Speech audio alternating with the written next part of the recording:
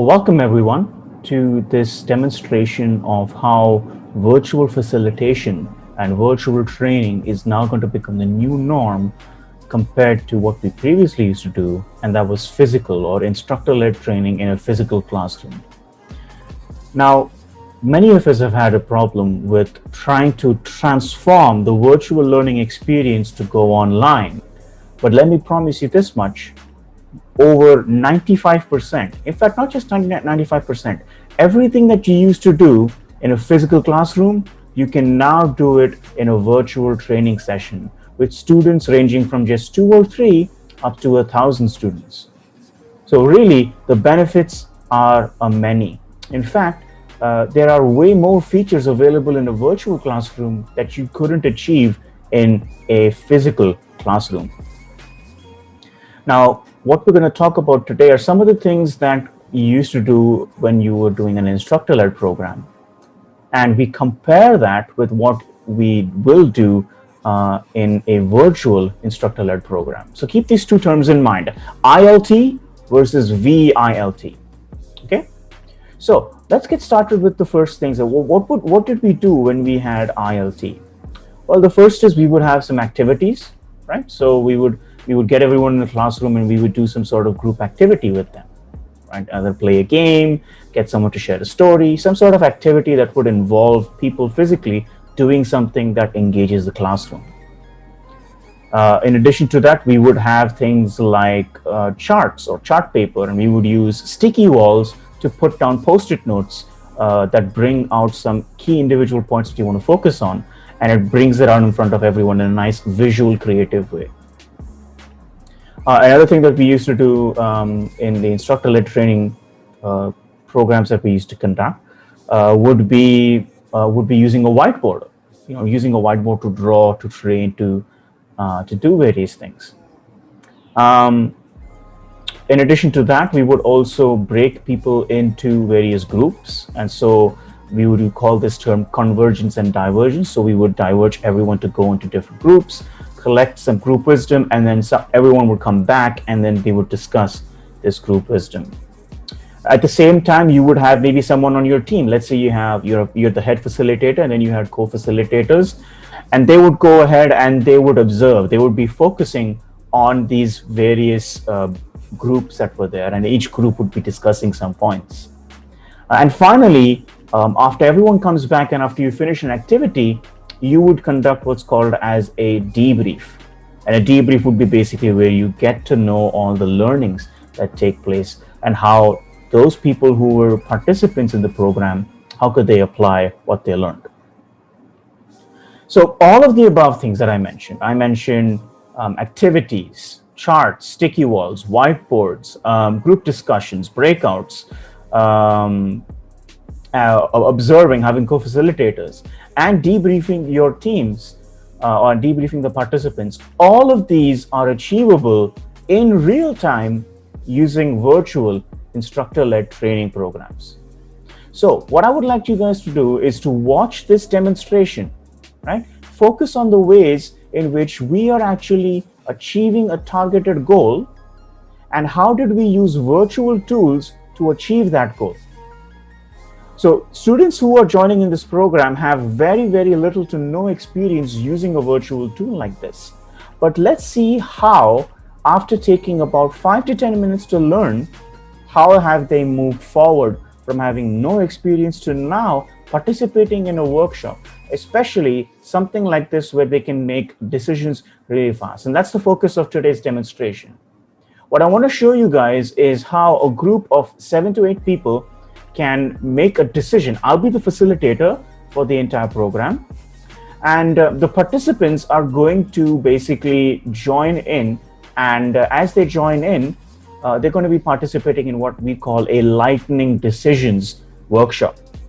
And so this lightning decisions workshop basically allows you to come up with vague problems or ideas and find actionable solutions to those problems. You can also use this to run it yourself, or you can come to us and we'll be able to help you out as well. Now, what we're going to use in this particular, So why does the lightning decision process work?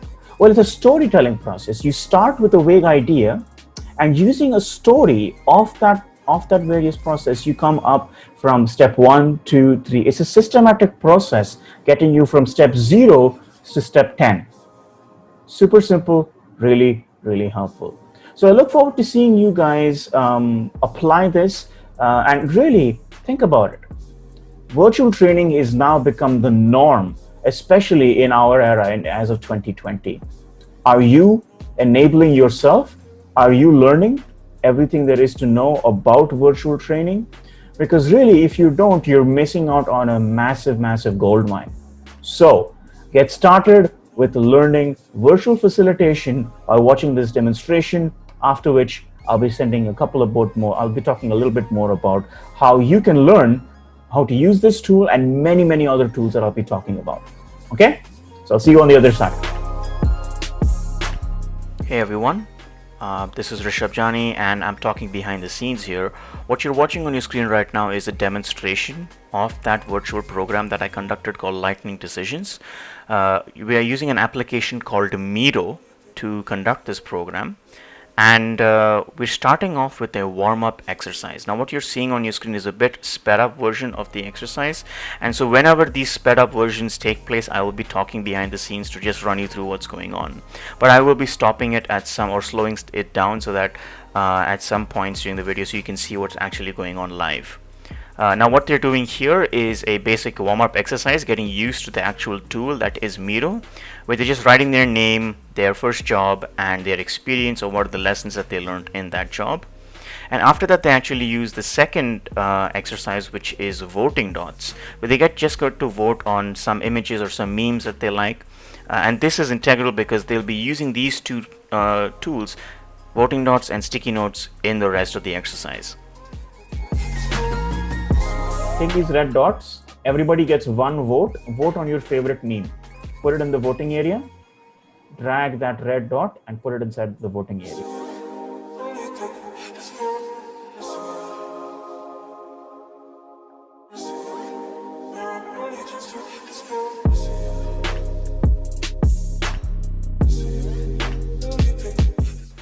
Okay, so welcome back everyone. Now what they're doing over here is the first activity, where they're just getting used to understanding what the workshop goal is. What is the actual goal for their entire session that day?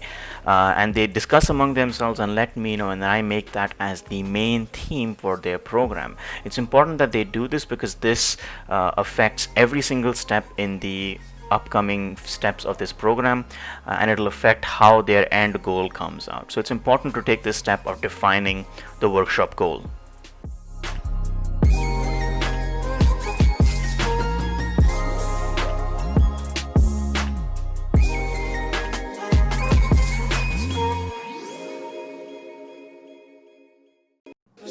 I would say make virtual facilitation interesting.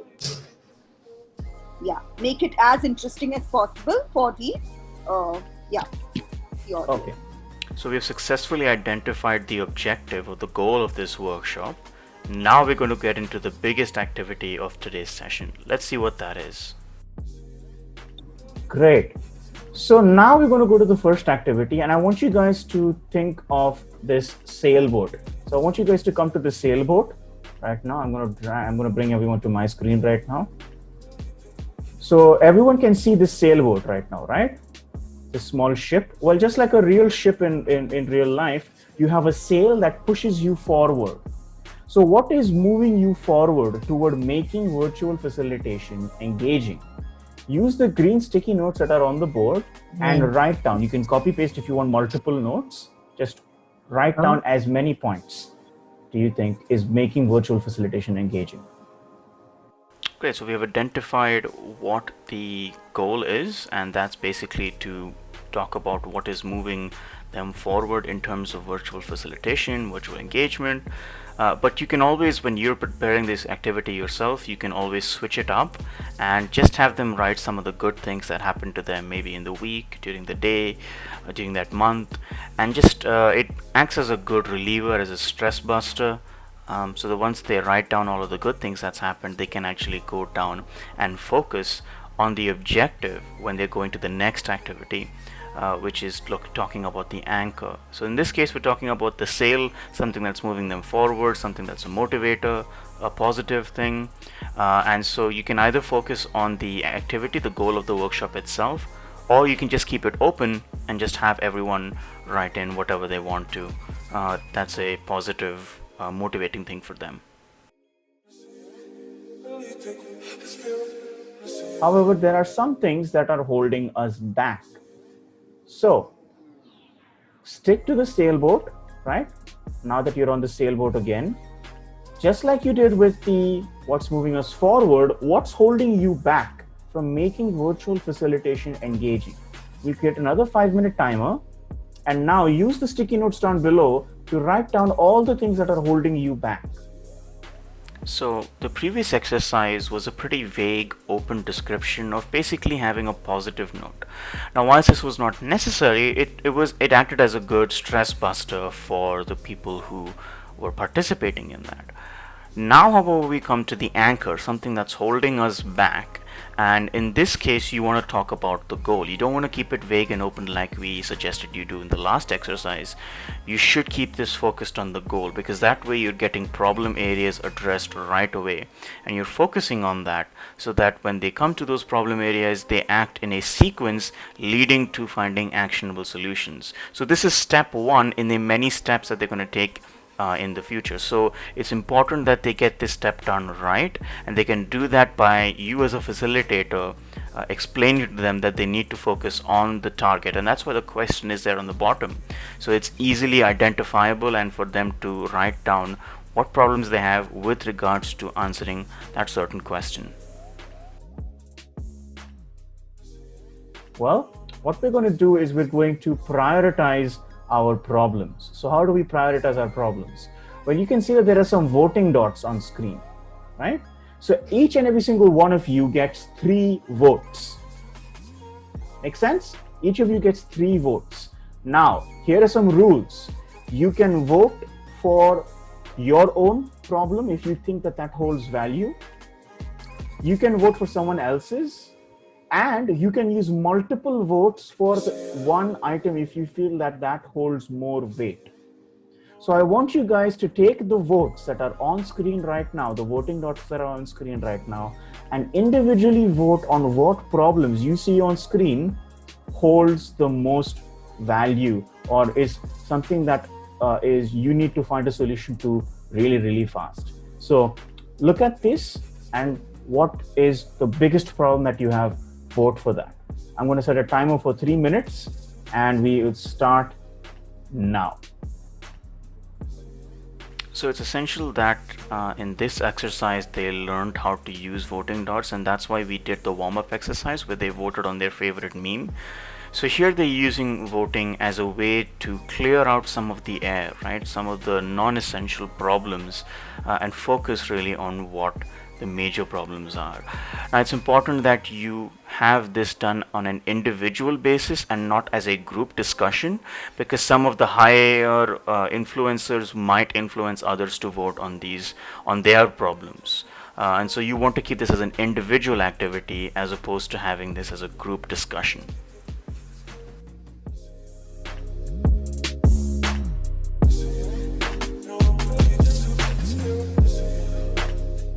So I'd like someone from the team to unmute their mics and quickly tell me what are the top voted problem areas. Who would like to volunteer? So now we're having the participants talk about their problems. This is not a necessary step, but it helps out in opening the air and really helping out the participants identify the problems, as opposed to just looking for stuff around the page. They're able to see clearly and have someone speak to them about the major problems that they're having. So this is a great way to involve the participants more and have more interaction, because that's what you want to do when you're having virtual facilitation sessions. You want to engage them as much as possible, because it might tend to get boring and you might tend to have some backbenchers. So it's important that you engage them all the way. And so whilst this is an optional exercise, it's something that helps out clear the air and is a bit more fun and leads to the next exercise, something which we'll get to really soon. Rephrase this problem into a question, right? This activity will be for 3 minutes in length. Is it for 3 minutes? Yes, it's for 3 minutes in length. And we're going to start right now. Use the sticky notes and rephrase the content into questions. How might we, and insert problem. So now we're going further down the sequence of events and we're trying to rephrase the question. This is a creative exercise, so everyone gets to be involved. And so what they're doing is they are rephrasing the problem that they had into a how might we question. And the reason they're doing this is because if they have a problem, they don't know how to find a solution. But when they ask these questions, they're able to answer them more easily and they're able to find solutions faster. Now, this is a quick exercise. You can involve more people in a quicker time slot, and this way you'll be able to get more results in a fast and easy way. So we have how many? 1, 2, 3, 4, 5, 6 questions. Okay, so these are great questions. So now we're going to do the same activity again. I'm going to set a timer again, and for the second one we're going to try to rephrase the second one, which is short attention span of the audience, and try to rephrase that into questions. So previously we did the activity where we wrote down all our problems. Now we're writing down the questions, we're rephrasing them into questions. You can generally do this for maybe 1, 2, or at max 3 problems that you take down, the 3 most voted problems. It generally works within these 3. If you have more problems, then you'll have more how might we solutions, and then you'll have to find more and more answers to them, and it kind of becomes very, very tedious and very cluttered. So it's good that if you keep them this way, where it's just 1 or 2 or max to max 3 problem areas that you try to rephrase into questions, and then later on you can get started with voting on these questions and pick the best question that they can later find out solutions towards. So right now we're seeing that they picked up 2 problem areas and they found 6 for the first, and for the second one they found a couple of more solutions as well, and they're going to pick the top voted ones after they finish the voting and move on to the next exercise, which is actually reframing the question and now finding solutions. So they've just started with voting, and you can see on the screen we're selecting areas in which you can vote, after which we'll move on to dot voting, which is another alternative. So if you want, you can do that as well, and then we'll move on to the next exercise.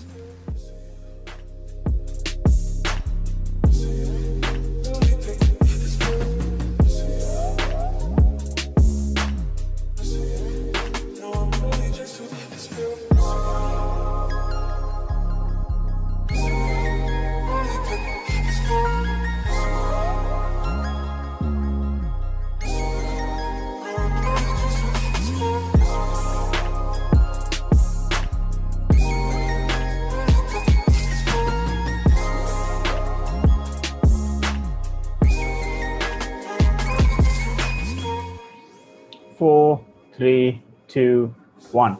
Great. Hands up, everyone, again. Awesome. Okay. So we've now come to consensus, and we've found that 2 of these questions, how may we design content for an engaging virtual session, and how might we make training activities more fun and engaging? These are the 2 most top voted questions. So what we're going to do is we're going to quickly drag them over. I'm just going to take these and I'm going to drag them over to the solutions panel. So let's put to front. So this is a really neat tool that Miro allows you to do, where you can just take a set of solutions from one area and move them to the other. We did that in the first scenario where we took a problem and moved that to the how might we area, and now we're doing the same thing where we're taking the how might we questions, the top voted questions from here, and we're moving them onto the next part of the session. And this is something that was done in physical workshops. You would take sticky notes and then move them to a location or another set of charts and discuss it there. And you can do the same thing here, where you're just moving it across the screen and dragging and having everyone join along as you're making these decisions as well. So they just finished voting for the second one, and again they're going to vote and select, and based on these selections they're going to move on to the next topic and find solutions for the same thing as well.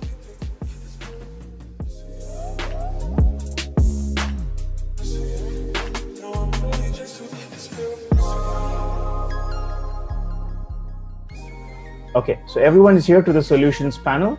That's great.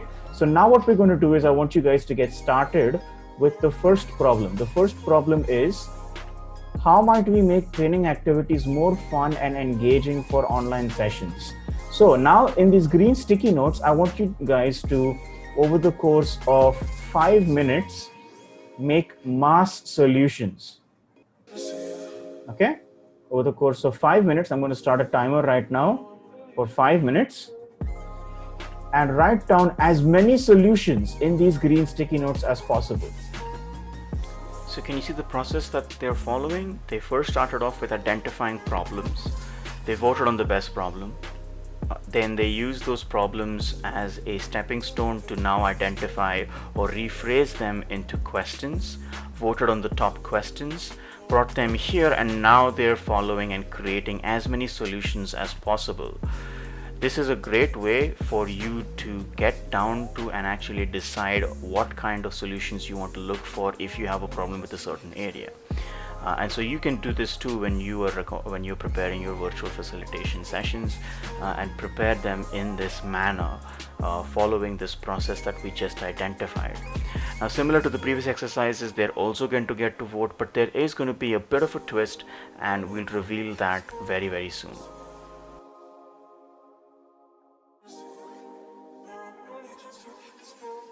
So now if you scroll a little bit to the right, you will see again a bunch of voting dots.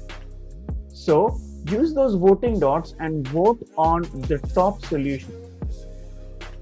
Now, for the sake of time, we focused on just one of the how might we questions, but in your exercises you can do this with multiple questions. The session can go longer than an hour, 2 hours, maybe 3 hours, and you can focus on trying to find solutions this way. And so in this case they were focusing on just one question, trying to get as many votes as possible on certain solutions, and so we'll see how exactly it is that they use these solutions in the next exercise, and we'll come to that in just. Okay, so now you guys are on my screen. So now I want you guys to quickly discuss amongst yourselves and tell me each of these points, which is read more on virtual activities, find more engaging tools, and read up and research on activities for the virtual session. How much impact will it bring versus how much effort is required? And I want you guys to put it on the screen. I want you guys to tell me where to put it on screen. Okay? So in the previous exercises, what they were doing was they were taking the top voted sticky note and moving it to the next exercise. Here, however, you're taking every single sticky note from the previous exercise where they wrote down all their solutions to the how might we question, and you're bringing everything that got a vote and you're bringing it to the screen. Now, this is called the impact versus effort scale. Basically, what we're doing is we're taking each of the solutions that got a vote and we're asking two questions. How much effort is it going to take to implement the solution? And then how much impact is the solution going to bring us? And then they put it on this chart in one of the 4 quadrants. Now, as you can clearly tell, you want something that brings you high impact but doesn't require that much effort compared to other solutions. So this is what we love when we're doing this exercise. One of the most highly impactful and engaging exercises is this particular one, the impact versus effort scale. Now you can see on screen we brought in all the other solutions as well because we didn't have that many solutions on screen. This is something that you can do as well. If a lot of votes aren't on screen, you can always improvise and bring in all the solutions and discuss them one by one, asking again these 2 questions: how much effort is the solution going to bring, and how much impact is this solution going to bring into my organization or myself. So that's something that you can do. And really, you want to focus on that top quadrant, like I said before, which is high impact, low effort. So now we're going to move on to the final step of this entire exercise, which is making actionable solutions. And let's see where that brings us.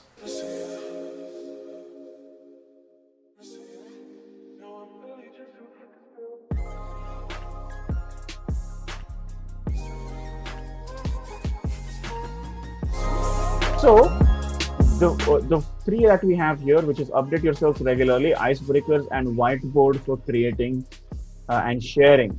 These are the three that require low effort, significantly low effort compared to the others, right?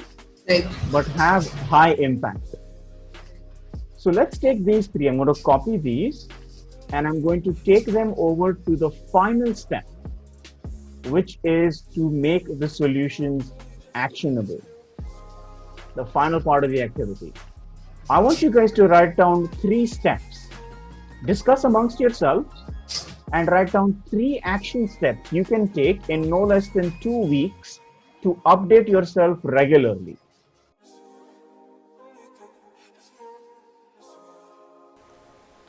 Finally, we come down to the most important part of this exercise, which is actually taking action. And this is what we want to focus on. So we've taken the solutions that have the highest impact with the least amount of effort required compared to the other solutions. And now we're actually deciding how much or how exactly are we going to achieve that particular solution. So it's a 3-step process, so you can take 5, 6, however steps you want to take, but it needs to be done within 2 to 3 weeks time. So you're making it actionable and people are able to achieve this. So this is something that you can do when you're conducting your programs as a final closing, when you're following these sequence of events. So like we said, we started off with identifying the problems, rephrase them into questions, answer those questions with solutions, pick the best solutions that have the highest impact and lowest effort, and now we're actually writing down a 3-step to multiple step process for finding how we're going to implement this solution.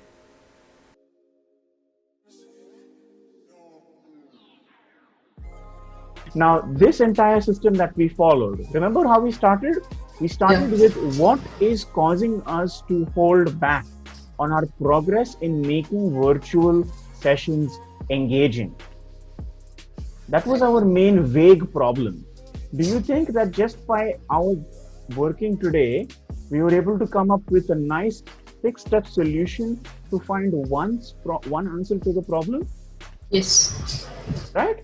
So this is what we call as lightning decisions. In just under 1.5 hours, we were able to come up with a system that was able to give a solution, an actionable solution, something you can do under 2 weeks to find an answer to the main problem that we have. So there you have it, folks. That was a demonstration on how virtual facilitation can really become engaging. This was just a simple process where I was facilitating the entire process. I wasn't training anybody or in some technical training or anything. I simply conducted a lightning decision program where I helped the participants to make a decision, in this particular case with virtual facilitation, right? So this is something that you guys can do too. And if you have any questions regarding that, you can either click the links that are in the description down below, or you can feel free to, I'll put a contact, an email address here and a link to my website, so you guys can have a look at some of the various things that we provide. In addition to that, we're also providing a certification program where we certify you to use tools like these. We train you from the get-go, so how you can get rid of this fear that you may have with technology, how you can become a successful facilitator, how can you have good on-screen presence, and how you can help engage your students using these virtual tools. We'll be showing you how to use those tools. In fact, we'll be giving you templates on various workshops that you can take and get started with right at the end of the training process. In addition to that, we'll also be talking about some supporting tools, over 15 of which will be used, tools like Miro, Mural, Mentimeter, Zoom, and various of the tools that we'll be talking about in which you can successfully be able to conduct your virtual programs, be it training programs or facilitative processes. I look forward to seeing you on the other side of this training program. But with that said, my name is Rishabh Jani, and I will see you on the other side. Take care.